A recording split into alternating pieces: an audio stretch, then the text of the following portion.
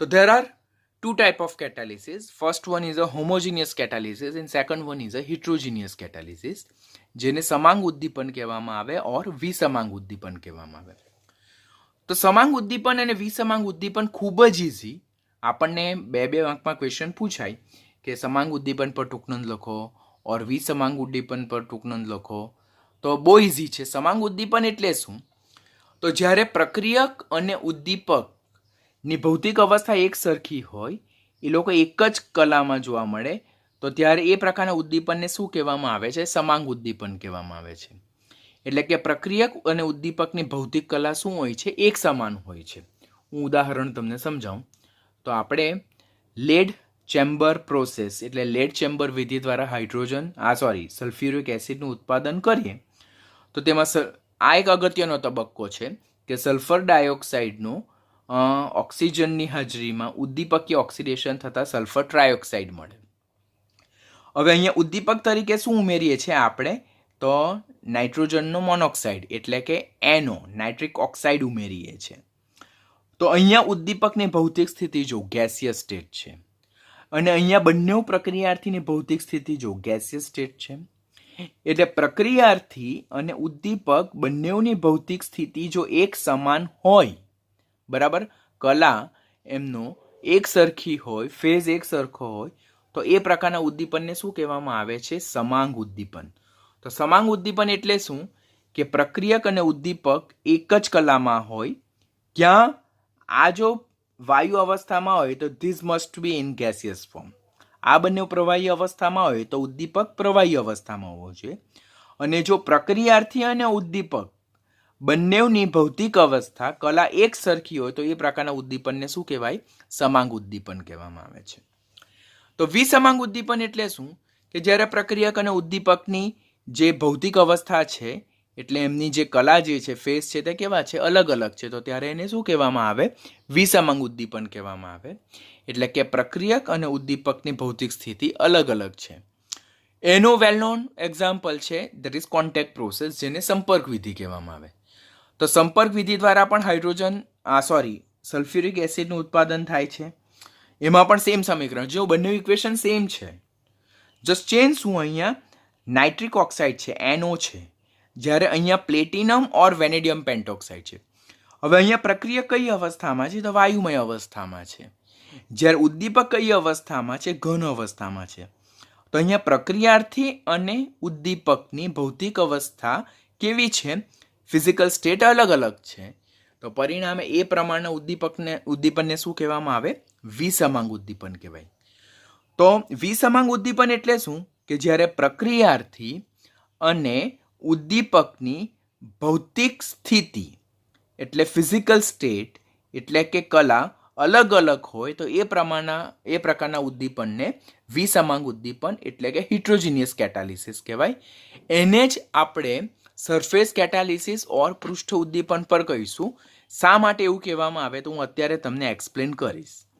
તો what is a basic difference between homogeneous catalysis and heterogeneous catalysis? તો સમાંગ ઉદ્દીપનમાં પ્રક્રિયાર્થી અને ઉદ્દીપકની ભૌતિક સ્થિતિ એક સરખી જોવા મળે, જ્યારે વિસમાંગ ઉદ્દીપનમાં પ્રક્રિયાર્થી અને ઉદ્દીપક છે તેની ભૌતિક સ્થિતિ અલગ અલગ જોવા મળે. તો that is the only basic difference between both kind of catalysis. તો એ યાદ રાખવાનું. હવે નીટ લેવલ પર, કોમ્પિટિટિવ લેવલ પર ક્વેશ્ચન કયો પૂછાય કે નીચેનામાંથી કયું સમાંગ ઉદ્દીપનનું ઉદાહરણ છે, નીચેનામાંથી કયું વિસમાંગ ઉદ્દીપનનું ઉદાહરણ છે, ત્યાર પછી આ રાસાયણિક પદ્ધતિમાં કયો કેટાલિસ્ટ વપરાય, ત્યાર પછી કોઈ એક પ્રક્રિયા સમીકરણ આપેલું હોય તે સમાંગ છે, વિસમાંગ છે, કયું કેટાલિસિસનું ઉદાહરણ છે, તો એના રિલેટેડ ક્વેશ્ચન પૂછાય. તો કમ્પલસરી આપણને આવડવા જોઈએ, because this is important question. સમાંગ અને વિસમાંગ ઉદ્દીપનના જેટલા બી હું ઉદાહરણ તમને અત્યારે એક્સપ્લેન કરીશ, બધા ઉદાહરણ યાદ રાખજો. એ બધાના સમીકરણ પૂછાય છે, એમાં કયો કેટાલિસ્ટ વપરાય છે, કયું સમાંગ ઉદ્દીપનનું ઉદાહરણ, કયું વિસમાંગ ઉદ્દીપનનું ઉદાહરણ, કયું સમાંગનું ઉદાહરણ નથી, કયું વિસમાંગનું ઉદાહરણ નથી, એને લગતા ક્વેશ્ચન કોમ્પિટિટિવમાં પૂછાય છે. તો be assure about the such kind of MCQ. હવે સમાંગ અને વિસમાંગ ઉદ્દીપનને આપણે ઇન્ડિવિજ્યુઅલ લર્ન કરી નાખીએ અને તેના ઉદાહરણ વિશે જોઈ લઈએ. સમાંગ ઉદ્દીપન એટલે શું, જેને હોમોજીનિયસ કેટાલિસિસ કહેવાય. તમે A to Z સોલ્વ કરશો તેમાં હોમોજીનિયસ કેટાલિસિસ હશે કે from the given below which one is homogeneous catalysis, from the given below which one is heterogeneous catalysis. સમાંગ ઉદ્દીપન એટલે શું કે સમાંગ ઉદ્દીપનમાં જે પ્રક્રિયાર્થી છે અને ઉદ્દીપક છે તે બંનેની ભૌતિક સ્થિતિ એટલે કે કલા એટલે કે ફેઝ એક સરખી છે. જો પ્રક્રિયાર્થી વાયુમય સ્થિતિમાં હશે તો ઉદ્દીપક પણ વાયુમય સ્થિતિમાં હશે. પ્રક્રિયાર્થી લિક્વિડ સ્ટેટમાં હશે તો ઉદ્દીપક પણ લિક્વિડ સ્ટેટમાં હશે, જેને સમાંગ ઉદ્દીપન કહેવાય. સમાંગ ઉદ્દીપનને ઇન્ટરમીડિયેટ કમ્પાઉન્ડ ફોર્મેશન થિયરી દ્વારા સમજાવી શકાય, જેને મધ્યવર્તી સંયોજન નિર્માણ પદ્ધતિ કહી શકાય. જેમાં શું થાય કે ઉદ્દીપક એની જે સક્રિય સ્થાન છે તેના પર પ્રક્રિયાર્થીને જોડે અને ઉદ્દીપક અને પ્રક્રિયાર્થી વચ્ચે પ્રક્રિયા થઈને એક મધ્યવર્તી સંયોજન બને. આ જે ઇન્ટરમીડિયેટ કમ્પાઉન્ડ એટલે કે મધ્યવર્તી સંયોજન જે બને છે તે સ્વભાવે કેવું હોય, અસ્થાયી હોય. અને અસ્થાયી હોવાને કારણે એ સરળતાથી શું પામે છે, વિઘટન પામે. અને વિઘટન પામે અને નિપજ છૂટી પડે છે અને ઉદ્દીપક પાછું પોતાના મૂળભૂત સ્થાને પ્રાપ્ત થાય છે, મૂળભૂત સ્વરૂપે પ્રાપ્ત થાય. સમાંગ ઉદ્દીપનમાં કોઈ આપણને કદાચ પૂછાય કે સમાંગ ઉદ્દીપનને નીચેનામાંથી કયા પ્રિન્સિપલ દ્વારા સમજાવી શકાય, તો મધ્યવર્તી સંયોજન નિર્માણ દ્વારા, જેમાં ઉદ્દીપક પ્રથમ પ્રક્રિયાર્થી સાથે પ્રક્રિયા કરીને મધ્યવર્તી સંયોજન બને. બનતું મધ્યવર્તી સંયોજન અસ્થાયી હશે એટલે વિઘટન પામે અને આ મધ્યવર્તી સંયોજન અન્ય પ્રક્રિયક સાથે પ્રક્રિયા કરીને નિપજ અને ઉદ્દીપક આપશે. આ રીતે ઉદ્દીપક પાછું મૂળભૂત અવસ્થામાં પ્રાપ્ત થાય, જે પ્રક્રિયાને ફર્ધર કેટાલિસિસ કરે એટલે ફર્ધર ઉદ્દીપિત કરશે. જો આ જ સમીકરણ જે છે તો તેને આપણે આ લેટ ચેમ્બર પ્રોસેસ દ્વારા જો લર્ન કરીએ તો પહેલાં મારી પાસે નાઇટ્રિક ઓક્સાઇડ કે જે કેટાલિસ્ટ છે તો તે એક પ્રક્રિયાર્થી સાથે પ્રક્રિયા કરે છે. જો અહીંયા ઉદ્દીપક તરીકે નાઇટ્રિક ઓક્સાઇડ છે અને પ્રક્રિયાર્થી તરીકે ઓક્સિજન છે અને તે બંને વચ્ચે પ્રક્રિયા થઈને નાઇટ્રોજન ડાયોક્સાઇડ એક મધ્યવર્તી સંયોજન બને છે. આ મધ્યવર્તી સંયોજન નાઇટ્રોજન ડાયોક્સાઇડ. આ નાઇટ્રોજન ડાયોક્સાઇડ જે છે તો તે અન્ય પ્રક્રિયાર્થી સાથે પ્રક્રિયા કરે અને નિપજ બનાવે અને જે ઉદ્દીપક જે છે તો તેને મૂળભૂત અવસ્થામાં પાછો પ્રાપ્ત કરે. ગેટિંગ? કે પ્રથમ ઉદ્દીપક તરીકે નાઇટ્રિક ઓક્સાઇડ છે તો તે એક પ્રક્રિયાર્થી સાથે પ્રક્રિયા કરે અને મધ્યવર્તી સંયોજન બનાવે. આ સંયોજન અસ્થાયી છે, જે એ પ્રક્રિયામાં રહેલા બીજા પ્રક્રિયાર્થી સાથે પ્રક્રિયા કરે માટે એનું ડિકમ્પોઝિશન થાય અને આપણને જોઈતી નિપજ મળશે અને ઉદ્દીપક પાછો પોતાની મૂળભૂત અવસ્થામાં પ્રાપ્ત થાય. બંને સમીકરણને જો આપણે સમરાઇઝ કરીએ, સરવાળો કરીએ તો nitrogen dioxide will cut down, A delete થશે. ઓક્સિજન ગેસ અને સલ્ફર ડાયોક્સાઇડ ગેસ પ્રક્રિયા કરીને સલ્ફર ટ્રાયોક્સાઇડ ગેસ બનાવશે અને nitric oxide will behave as a catalyst. આપણે જોયું કે ઉદ્દીપક જે છે તો તે રાસાયણિક પ્રક્રિયાનો વેગ વધારે છે, રાસાયણિક પ્રક્રિયામાં ભાગ નથી લેતો. અહીંયા જો એ રાસાયણિક પ્રક્રિયામાં ભાગ લેતો હોય તો એ બીજા કોઈક નિપજમાં પરિણમે, પરંતુ રાસાયણિક પ્રક્રિયાને અંતે એ તો મૂળભૂત અવસ્થામાં જ પ્રાપ્ત થાય છે. એટલે ઉદ્દીપક એ રાસાયણિક પ્રક્રિયામાં ભાગ નથી લેતો, ફક્ત રાસાયણિક પ્રક્રિયાનો વેગ વધારે અને પ્રક્રિયાને પૂર્ણ થવા માટેનો સમય ઘટાડે છે. And this is the best example of lead chamber process which is utilise for the production of sulphuric acid. એટલે સલ્ફ્યુરિક એસિડની બનાવટ માટેની આ લેડ ચેમ્બર વિધિનો એક અગત્યનો તબક્કો છે. પછી બીજું ઉદાહરણ જે છે તો તે એસ્ટરનું જળ વિભાજન, ધેટ ઇઝ હાઇડ્રોલિસિસ ઓફ એસ્ટર. હવે આ મિથાઇલ એસિટેટ છે તે લિક્વિડ સ્ટેટમાં છે, તેનું જળ વિભાજન કરીએ એટલે ડેફિનેટલી વોટર ઇઝ એડેડ, તો એ પણ લિક્વિડ સ્ટેટમાં છે. અહીંયા ઉદ્દીપક તરીકે આપણે હાઇડ્રોક્લોરિક એસિડ ઉમેરીએ છીએ HCl, તો તેમાંથી મુક્ત થતો જે H+ છે તે ઉદ્દીપક તરીકે વર્તે. હવે અહીંયા પ્રક્રિયાર્થીની ભૌતિક સ્થિતિ લિક્વિડ છે, ઉદ્દીપક ઉમેરીએ તેની ભૌતિક સ્થિતિ પણ લિક્વિડ છે. તો બંનેની ભૌતિક સ્થિતિ લિક્વિડ છે માટે આ કયા પ્રકારનું ઉદ્દીપન છે? સમાંગ ઉદ્દીપન છે.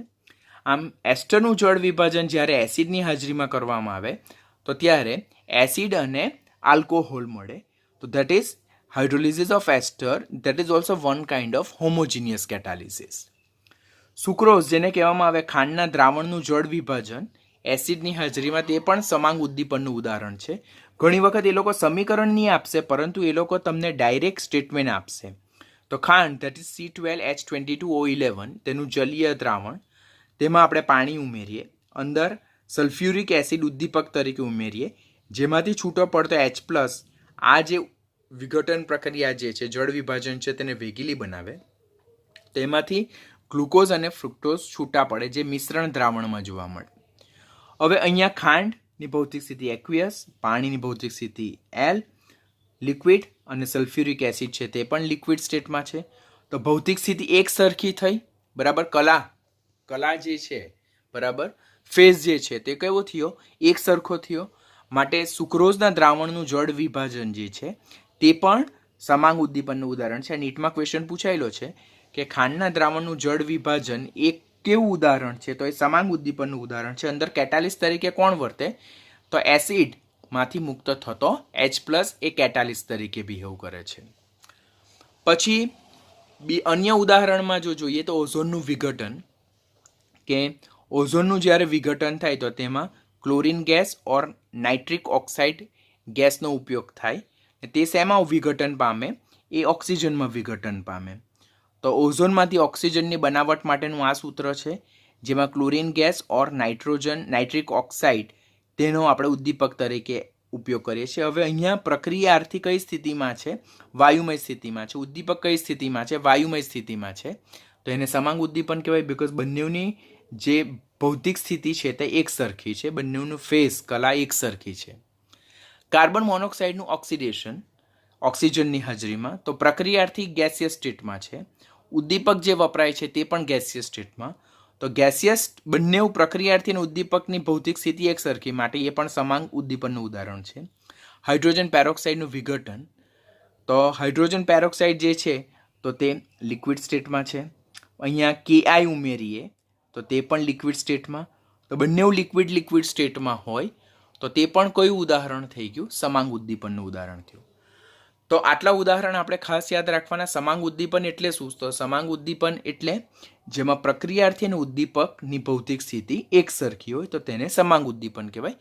This many examples are enough for you. પણ કયો કેટાલિસ્ટ અને કયું સમાંગ ઉદ્દીપનનું ઉદાહરણ છે તે ખાસ યાદ રાખવાનું છે, બીકોઝ એ બધા જ ક્વેશ્ચન પૂછાય છે તમને. વિસમાંગ ઉદ્દીપન, જેને હિટ્રોજીનિયસ કેટાલિસ્ટ કહેવામાં આવે, એટલે શું? ઇન્ડિવિજ્યુઅલ લર્ન કરીએ છીએ, ઓલરેડી મેં તમને એક્સપ્લેન કર્યું છે. તો તેમાં પ્રક્રિયાર્થી અને ઉદ્દીપકની ભૌતિક સ્થિતિ, ફેઝ, કલા એક સરખી હોતી નથી. આ પ્રકારના ઉદ્દીપનમાં ઉદ્દીપક જનરલી કયા સ્ટેટમાં હોય? સોલિડ સ્ટેટમાં હોય, ઘન અવસ્થામાં હોય. જ્યારે પ્રક્રિયાર્થી મુખ્યત્વે પ્રવાહી ઓર વાયુ સ્વરૂપમાં હોય. અને એટલે પહેલાં આ પોઈન્ટ યાદ રાખવાનો, આ MCQમાં ક્વેશ્ચન પૂછાય કે વિસમાંગ ઉદ્દીપનમાં ઉદ્દીપકની ભૌતિક સ્થિતિ કઈ હોય છે? તો ઉદ્દીપકની ભૌતિક સ્થિતિ ઘન અવસ્થા હોય, જ્યારે પ્રક્રિયાર્થી પ્રવાહી ઓર વાયુ સ્વરૂપમાં જોવા મળે. હવે અહીંયા ઘન ઉદ્દીપકની સપાટી પર ઉદ્દીપન પ્રક્રિયા થતી હોવાને કારણે વિસમાંગ ઉદ્દીપનને શું કહેવામાં આવે છે? પૃષ્ઠ ઉદ્દીપન કહેવામાં આવે છે. ખાસ યાદ રાખવાનું. તો વિસમાંગ ઉદ્દીપન, જેમાં પ્રક્રિયાર્થી અને ઉદ્દીપકની ભૌતિક સ્થિતિ એક સરખી હોતી નથી. ઉદ્દીપક મોટે ભાગે ઘન સ્થિતિમાં હોય, પ્રક્રિયાર્થી મોટે ભાગે પ્રવાહી ઓર વાયુ અવસ્થામાં હોય, અને ઘન ઉદ્દીપકની સપાટી પર ઉદ્દીપન પ્રક્રિયા થાય છે, માટે એને પૃષ્ઠ ઉદ્દીપન કહેવાય. હવે ક્વેશ્ચન પૂછે નીચેનામાંથી કયું પૃષ્ઠ ઉદ્દીપનનું ઉદાહરણ છે? તો પૃષ્ઠ ઉદ્દીપન, જેને સરફેસ કેટાલિસિસ કહેવાય, ધેટ ઇઝ નથિંગ બટ હિટ્રોજીનિયસ કેટાલિસિસ. વિસમાંગ ઉદ્દીપનને શું કહેવાય? પૃષ્ઠ ઉદ્દીપન કહેવામાં આવે છે. તેના ઉદાહરણ, તો પહેલાં તો આપણે ઓલરેડી અગાડી એક ઉદાહરણ જોયું છે, સંપર્ક વિધિ દ્વારા હાઇડ્રોજન પેરોક્સાઇડ, આ સલ્ફ્યુરિક એસિડની બનાવટ. તેમાં સલ્ફર ડાયોક્સાઇડ અને ઓક્સિજન વાયુનું વેનેડિયમ પેન્ટોક્સાઇડ ઓર પ્લેટિનમ ઉદ્દીપકની હાજરીમાં પ્રક્રિયા થઈને સલ્ફર ટ્રાયોક્સાઇડ મળે. તેમાં સલ્ફર ડાયોક્સાઇડ અને ઓક્સિજન વાયુ સ્થિતિમાં હતા, જ્યારે વેનેડિયમ પેન્ટોક્સાઇડ અને પ્લેટિનમ ઘન સ્થિતિમાં હતા. તો એ વિસમાંગ ઉદ્દીપનનું ઉદાહરણ છે. હેબર પદ્ધતિ, અહીંયા ડાયનાઇટ્રોજન વાયુ અને ડાયહાઇડ્રોજન વાયુ જે છે તો વાયુ સ્થિતિમાં છે, જ્યારે લોખંડનો ભૂકો જે છે તો ઘન સ્થિતિમાં. તો અહીંયા પ્રક્રિયાર્થી અને ઉદ્દીપકની ભૌતિક સ્થિતિ અલગ અલગ છે. પછી ઓસ્વાલ્ડ પદ્ધતિ. ઓસ્વાલ્ડ પદ્ધતિ એ HNO3ની બનાવટ માટે વપરાય છે. તેનો આ પ્રથમ અગત્યનો તબક્કો કે એમોનિયાનું ઉદ્દીપકે ઓક્સિડેશન થઈને નાઇટ્રિક ઓક્સાઇડ મેળવવાનું. તો અહીંયા એમોનિયા અને ઓક્સિજન વાયુ જે છે તો બંને વાયુ સ્થિતિમાં છે, જ્યારે પ્લેટિનમ કઈ સ્થિતિમાં છે? સોલિડ સ્થિતિમાં. તો આ પણ વિસમાંગ ઉદ્દીપનનું ઉદાહરણ છે. એટલે ક્વેશ્ચન પૂછે હેબર પદ્ધતિમાં કયો ઉદ્દીપક તરીકે વપરાય? તો લોખંડનો ભૂકો. હેબર પદ્ધતિ કયા ઉદ્દીપનનું ઉદાહરણ છે? તો વિસમાંગ ઉદ્દીપનનું. ઓસ્વાલ પદ્ધતિનો પ્રથમ તબક્કો કયું ઉદ્દીપનનું ઉદાહરણ છે? તો વિસમાંગ. ઓસ્વાલ પદ્ધતિ કોના ઉત્પાદન માટે વપરાય? તો નાઇટ્રિક એસિડ. ઓસ્વાલ પદ્ધતિમાં કયો ઉદ્દીપક વપરાય? તો પ્લેટિનમ. તો આ યાદ રાખવાનું. પછી 11th આપણે ઓલરેડી ડાયહાઇડ્રોજન ચેપ્ટરમાં લર્ન કર્યું છે વનસ્પતિ તેલનું હાઇડ્રોજિનેશન, જેને કેટાલાઇટિક હાઇડ્રોજિનેશન ઓર એને જ કેટાલાઇટિક રિડક્શન પણ કહેવામાં આવે. વનસ્પતિ તેલ કે જે એક જાતના અસંતૃપ્ત હાઇડ્રોકાર્બન ઓર અસંતૃપ્ત ફેટી એસિડ છે, તેનું હાઇડ્રોજનની હાજરીમાં આપણે ઉદ્દીપકીય એટલે કેટાલાઇટિક હાઇડ્રોજિનેશન કરીએ નિકલ ઉદ્દીપકની હાજરીમાં, તો આપણને વનસ્પતિ ઘી મળે કે જે સંતૃપ્ત હાઇડ્રોકાર્બન છે, જેને સંતૃપ્ત ફેટી એસિડ પણ કહેવાય. That is like a butter or margarine, જે એક જાતનું માખણ હોય. આમ વનસ્પતિ તેલનું હાઇડ્રોજિનેશન નિકલ ઉદ્દીપકની હાજરીમાં કરીને વનસ્પતિ ઘી મેળવવામાં આવે તો આ પણ કોનું ઉદાહરણ છે? વિસમાંગ ઉદ્દીપનનું. બિકોઝ જો અહીંયા પ્રક્રિયાર્થી લિક્વિડ, ગેસ અને અહીંયા ઉદ્દીપક સોલિડ. તો અહીંયા પ્રક્રિયાર્થી અને ઉદ્દીપકની ભૌતિક સ્થિતિ કેવી છે? અલગ અલગ છે. તેમનું ફિઝિકલ સ્ટેટ એટલે કે એમની જે કલા જે છે, ફેઝ છે, તે અલગ અલગ છે. માટે વનસ્પતિ તેલનું હાઇડ્રોજિનેશન, કેટાલાઇટિક હાઇડ્રોજિનેશન, કેટાલાઇટિક રિડક્શન પણ એ વિસમાંગ ઉદ્દીપનનું ઉદાહરણ છે. આટલા આપણી ટેક્સ્ટબુકમાં મેન્શન કરેલું છે ને સંપર્ક વિધિ પણ આપણી ટેક્સ્ટબુકમાં મેન્શન કરેલું છે. બીજા અન્ય એક્સ્ટ્રા અહીંયા છે તો તે પણ આપણે યાદ રાખવાના, કે જે નીટ માટે ખાસ યાદ રાખવાના. કે આપણે એન્વાયરમેન્ટલ કેમિસ્ટ્રી ચેપ્ટર લર્ન કરેલું કે જે ખાસ પૂછાય છે, એમાં નીટમાં એના બેઝ પરથી 2 ક્વેશ્ચન પૂછાયા છે. કે વાહનોનો જે એક્ઝોસ્ટ હોય એટલે કે સાયલેન્સર જે હોય, તો સાયલેન્સરમાં કેટાલાઇટિક કન્વર્ટર મૂકવામાં આવે. કેટાલાઇટિક કન્વર્ટરમાં સંક્રાંતિ ધાતુ ઓર તેમના ઓક્સાઇડ મૂકવામાં આવે. શા માટે? કે જેથી જે વાહનોના ધુમાડામાંથી વાહનોમાંથી નીકળતા જે ઝેરી વાયુ છે તેને બિનઝેરી કરવા માટે આપણે કેટાલાઇટિક કન્વર્ટરનો ઉપયોગ કરતા હતા. એ કેટાલાઇટિક કન્વર્ટર એ ઉદ્દીપક તરીકે વર્તે અને શેના બનેલા છે? સંક્રાંતિ ધાતુ તત્વો ઓર તેમના ઓક્સાઇડના. ઇમ્પોર્ટન્ટ ક્વેશ્ચન હોય, યાદ રાખજો. જેટલા બી એક્ઝામ્પલ અહીંયા મેન્શન કરેલા છે તે બધી જ સારી સારી સ્ટાન્ડર્ડ રેફરન્સ બુકમાંથી કલેક્ટ કરેલા છે. તો આટલા ઉદાહરણ તો you have to remember any how. પહેલું છે કાર્બન મોનોક્સાઇડનું ઉદ્દીપકીય ઓક્સિડેશન થઈને કાર્બન ડાયોક્સાઇડ. આપણને ખબર છે કે કાર્બન મોનોક્સાઇડ વધુ ઝેરી છે, કાર્બન ડાયોક્સાઇડ ઓછો ઝેરી છે. It is toxic gas, but carbon monoxide કરતાં એ ઓછો ઝેરી છે. તો તેનું ઉદ્દીપકીય ઓક્સિડેશન કરવામાં આવે તો અહીંયા કેટાલિસ્ટ સોલિડ સ્ટેટમાં હશે, જ્યારે આ બંને ગેસિયસ સ્ટેટમાં છે. હાઇડ્રોકાર્બન અનબર્ન્ડ પેટ્રોલ જે છે તેનું પણ ઉદ્દીપકીય ઓક્સિડેશન કરીને કાર્બન ડાયોક્સાઇડમાં રૂપાંતર કરવામાં આવે. તો હાઇડ્રોકાર્બન એ લિક્વિડ સ્ટેટમાં હશે અને ઉદ્દીપક એ ઘન સ્થિતિમાં હશે. તે પણ જુદી ભૌતિક સ્થિતિ થઈ ગઈ. પછી નાઇટ્રિક ઓક્સાઇડ કે જે એમાંથી NO2 બને, એમાંથી NO3 બને, ત્યાર પછી એ NO2 જે છે તે HNO3 બનાવીને એસિડ રેઇન માટે રિસ્પોન્સિબલ હોય. તો આ નાઇટ્રિક ઓક્સાઇડ જે છે તો ગેસિયસ સ્ટેટમાં છે અને અહીંયા કેટાલિસ્ટ એ સંક્રાંતિ ધાતુ છે તો તે સોલિડ સ્ટેટમાં છે. તો આ ગેસિયસ સ્ટેટમાં, આ સોલિડ સ્ટેટમાં, તો એ પણ વિસમાંગ ઉદ્દીપનના ઉદાહરણ છે. તો બધા આપણે એક્ઝામ્પલ યાદ રાખશું. Gaseous, solid. This is liquid, this is solid, this is gaseous, this is solid. અને આ જે કેટાલાઇટિક કન્વર્ટરમાં જે ઉદ્દીપક, આ ત્રણ ઉદ્દીપક જે છે તો તે કયા? સંક્રાંતિ ધાતુ તત્વો ઓર તેમના ઓક્સાઇડનો ઉપયોગ થાય છે. પછી અન્ય ઉદાહરણ જે છે કે જેમ કે વાયુમય હાઇડ્રોજન આયોડાઇડનું સોનાની સપાટી પર વિઘટન થઈને ડાયહાઇડ્રોજન અને આયોડિન ગેસ મળે, તે પણ હિટ્રોજીનિયસ કેટાલિસ્ટ છે. બિકોઝ અહીંયા હાઇડ્રોજન આયોડાઇડ ગેસ છે અને સોનુની સપાટી પર જે ઉદ્દીપન થાય તે ઘન છે. તો અહીંયા બંનેની ભૌતિક સ્થિતિ અલગ અલગ છે. પછી જળવાયુમાંથી મિથેન, મિથેનોલ અને ફોર્માલ્ડિહાઇડનું ઉત્પાદન. Very most important question for board, GUJCET and all kind of competitive exam. બરાબર. તો કાર્બન મોનોક્સાઇડની 1 મોલ હાઇડ્રોજન સાથે પ્રક્રિયા થઈને ફોર્માલ્ડિહાઇડ મળે. કાર્બન મોનોક્સાઇડ વાયુની 2 મોલ હાઇડ્રોજન વાયુ સાથે પ્રક્રિયા થઈને મિથેનોલ મળે. કાર્બન મોનોક્સાઇડની 3 મોલ ડાયહાઇડ્રોજન વાયુ સાથે પ્રક્રિયા થઈને મિથેન અને H2O મળે. ત્રણ પ્રક્રિયામાં ઉદ્દીપક અલગ અલગ છે. પહેલી પ્રક્રિયામાં કોપર વપરાય તો ત્યારે ફોર્માલ્ડિહાઇડ નિપજ છે. બીજીમાં કોપર ઓર ઝિંક ઓક્સાઇડ સાથે ક્રોમિયમ ઓક્સાઇડ છે તો ત્યારે મિથેનોલ નીપજશે. ત્રીજી પ્રક્રિયામાં નિકલ છે ત્યારે મિથેન નીપજશે. એટલે આખો ફ્લોચાર્ટ તમારે યાદ રાખવાનો છે. હવે અહીંયા જો કાર્બન મોનોક્સાઇડ અને ડાયહાઇડ્રોજન વાયુ ગેસિયસ સ્ટેટમાં છે, પરંતુ ઉમેરવામાં આવતો ઉદ્દીપક સોલિડ સ્ટેટમાં છે. તો અહીંયા પ્રક્રિયાર્થી, આ બંને પ્રક્રિયાર્થી છે, કાર્બન મોનોક્સાઇડ અને હાઇડ્રોજન વાયુ.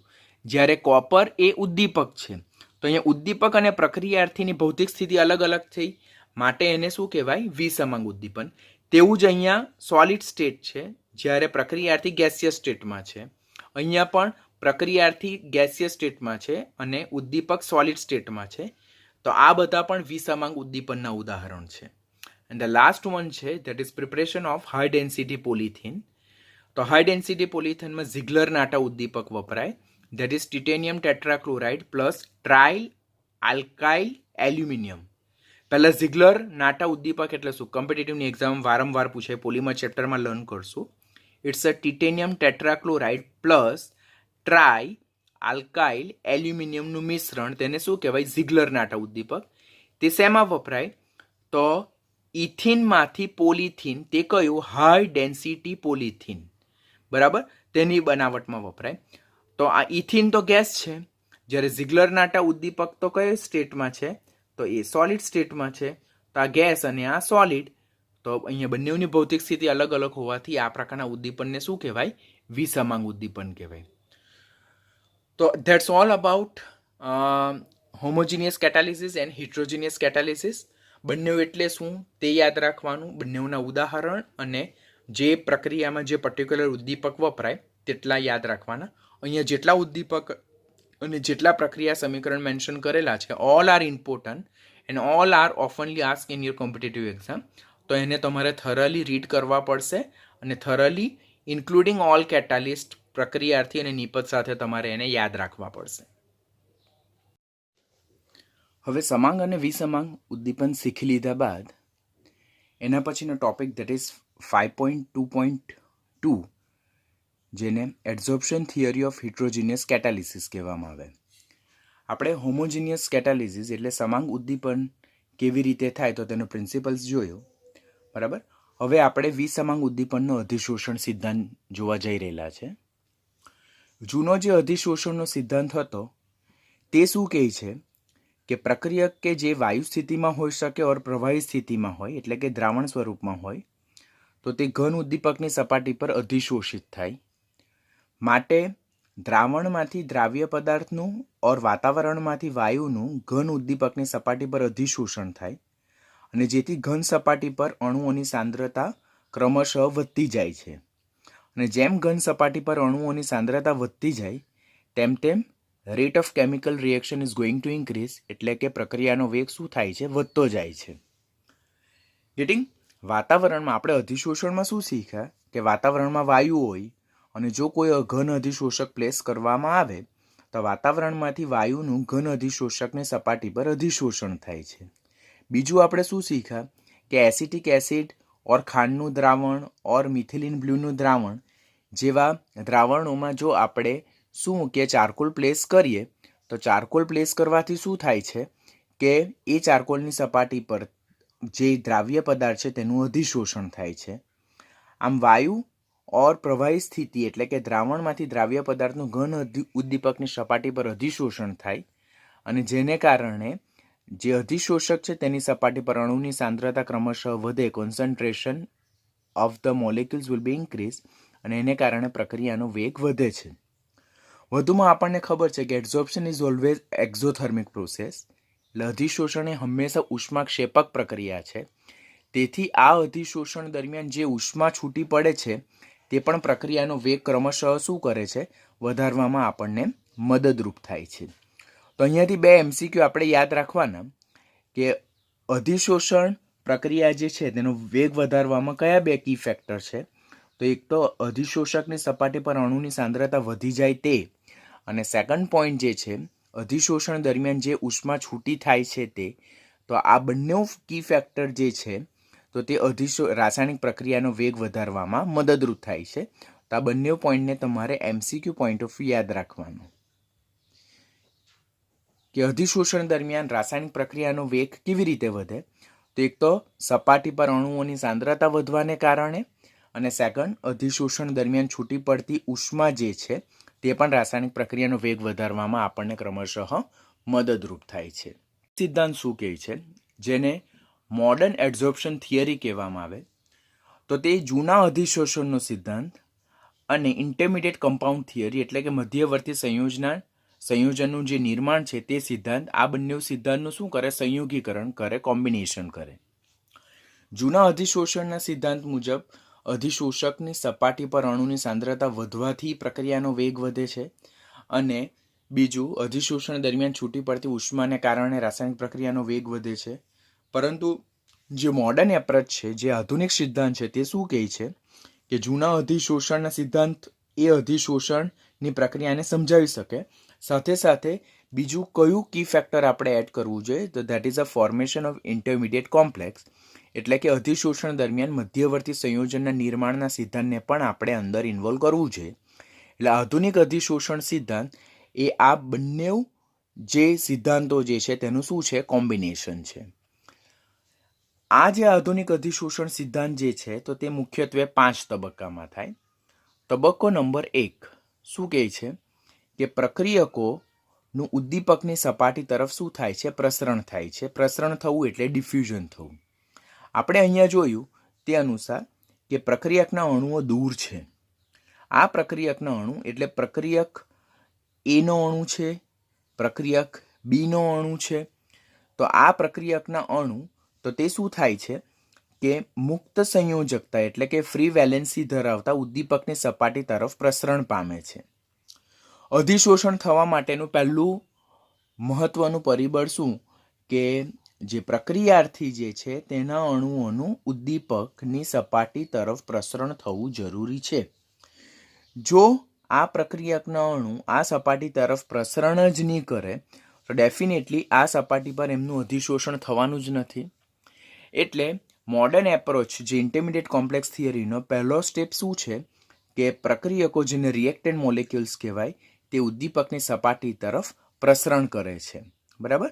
આ ઉદ્દીપક જે ફ્રી વેલેન્સી ધરાવે છે એ that is due to unbalance forces of attraction, જે સપાટી પરના અસંતુલિત આકર્ષણ બળો છે તેને કારણે મુક્ત સંયોજકતા ધરાવે, એને કારણે સપાટી સક્રિય હોય. આવી સપાટી કોઈક મુક્ત એટલે કે વાયુમય ઓર દ્રાવ્યના અણુના સંપર્કમાં આવે તો તેને પોતાના તરફ આકર્ષે. પરિણામે પ્રક્રિયકના અણુઓ અધિશોષકની સપાટી તરફ શું પામે છે, પ્રસરણ પામે છે. That is step number 1. Step number 2, પ્રસરણ થઈ ગયા બાદ ઉદ્દીપકની સપાટી પર પ્રક્રિયકના અણુનું શું થાય છે, અધિશોષણ થાય છે. એટલે હવે પ્રક્રિયક જે છે તો તે ઉદ્દીપકની સપાટીની નજીક આવી ગયો, અને ઉદ્દીપકની સપાટીની નજીક આવી ગયો એટલે પ્રક્રિયાર્થીના અણુઓનું ઉદ્દીપકની સપાટી પર શું થાય છે, અધિશોષણ થાય છે by weak forces of attraction, એટલે કે નિર્બળ બંધ દ્વારા અધિશોષણ થાય. તો જો અહીંયા પહેલા બંને આની સપાટી તરફ પ્રસરણ પામે છે. હવે એ લોકો સપાટીની નજીક આવે એટલે આ ફ્રી વેલેન્સી જે છે તો પ્રક્રિયક એના અણુ અને પ્રક્રિયકના બીના અણુ સાથે નિર્બળ પ્રકારના બંધ બનાવે છે. જો અહીંયા એ અને બી આ સપાટીની ફ્રી વેલેન્સી સાથે બંધ બનાવેલા છે, જોડાઈ ગયા છે. તો that is called as a adsorption. ત્યારબાદ there will be formation of intermediate complex, એટલે એક વખત નિર્બળ બંધ દ્વારા પ્રક્રિયાર્થીના અણુનું સપાટી દ્વારા અધિશોષણ થઈ જાય ત્યારબાદ મધ્યવર્તી સંયોજનનું નિર્માણ થાય. એટલે કે આ બે અણુ એકબીજાની નજીક હોય તો તેમની વચ્ચે નવો કેમિકલ બોન્ડ એટલે કે રાસાયણિક બંધ બને. અહીંયા ફક્ત એ અને બી એ જુદા જુદા પ્રક્રિયાર્થીનું સપાટી સાથે અધિશોષણથી નિર્બળ બંધ બન્યા, એટલે એ અને બીનું અધિશોષક સાથે બંધ નિર્માણની પ્રક્રિયા થાય. તબક્કા નંબર સી દરમિયાન શું થાય કે નજીકના બે અણુ પ્રક્રિયાર્થીના અણુ વચ્ચે પણ બંધ બને છે, જો મજબૂત રાસાયણિક બંધ બને, અને there is a formation of intermediate complex એટલે મધ્યવર્તી સંયોજનનું નિર્માણ થાય છે. અને આ રીતે chemical reaction is going to happen એટલે રાસાયણિક પ્રક્રિયા થવાનું શરૂઆત થાય છે. તબક્કા નંબર 4માં શું થાય કે આ જે ઇન્ટરમીડિયેટ કોમ્પ્લેક્સ બને તો આ જે ઇન્ટરમીડિયેટ કોમ્પ્લેક્સ જે બને તો તે કેવો હોય, ડિકમ્પોઝિબલ હોય, એટલે કે એ અસ્થાયી હોય અને એનું વિઘટન સરળતાથી થાય, અને એમાંથી જે આ નવો અણુ બન્યો નિપજનો એબી અણુ, તો તે એબી અણુ શું થાય છે, છૂટો પડે છે.